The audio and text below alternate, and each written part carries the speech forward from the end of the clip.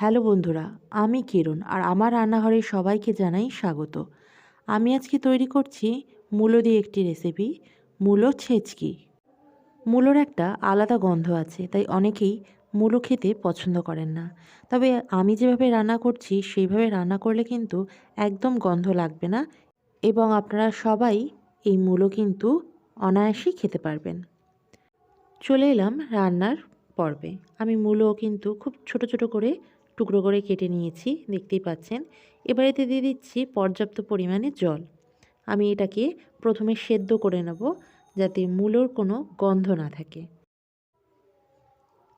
ভালো করে আমি সেদ্ধ করে নিচ্ছি। মূলোটা ভালো করে সেদ্ধ করে নিয়েছি আমি। এবার গ্যাস বন্ধ করে মূলোটাকে ভালো করে ধুয়ে নেব।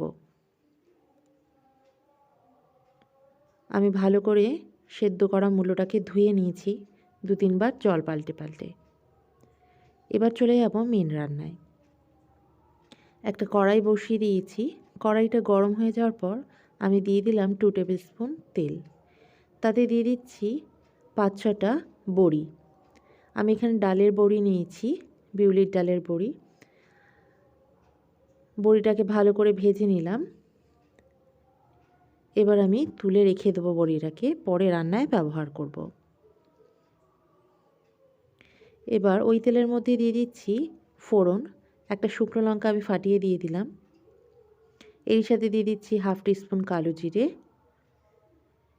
ফোড়নটাকে একটু ভালো করে নেড়ে চেড়ে নিয়ে এরপর এতে দিয়ে দিচ্ছি সেদ্ধ করে রাখা মূলোটা। মূলোটা দিয়েও একটু নেড়ে চেড়ে নিলাম। এরপর এতে দিয়ে দিচ্ছি 1/2 টিস্পুন হলুদ গুঁড়ো। এরপর এতে দিয়ে দিচ্ছি স্বাদ মতো নুন। আর এরই সাথে দিয়ে দিচ্ছি 1 টিস্পুন চিনি। এবার সব কিছু দিয়ে খুব ভালো করে আমি মিক্স করে নিলাম এবং এরপর আমি 5 মিনিট এইভাবেই লো টু মিডিয়াম ফ্লেমে ভেজে নেব।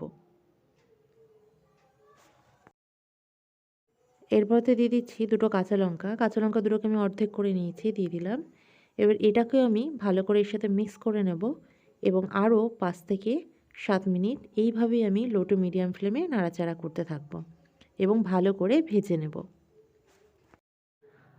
মূলো ভাজা হয়ে গেছে। এবার এতে দিয়ে দিচ্ছি আগের ভেজে রাখা বড়ি। তবে বড়িগুলোকে আমি একদম গুঁড়ো করে নেব। আধ ভাঙ্গা করে নিচ্ছি, দিয়ে দিলাম। এবার ভালো করে মিক্স করে নেব। এবার একদম শেষে দিয়ে দিচ্ছি 1 মুঠো ধনেপাতা কুচি। ব্যাস, এবার খুব ভালো করে মিক্স করে নেব। তৈরি হয়ে গেছে আমাদের আজকের রেসিপি মূলো ছেচকি।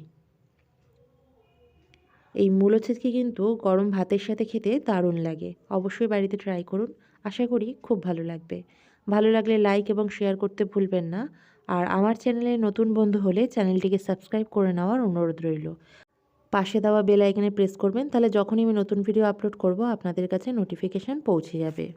ভালো খান, সুস্থ থাকুন। আবার দেখা হবে নতুন কোনো রেসিপির সাথে। ধন্যবাদ।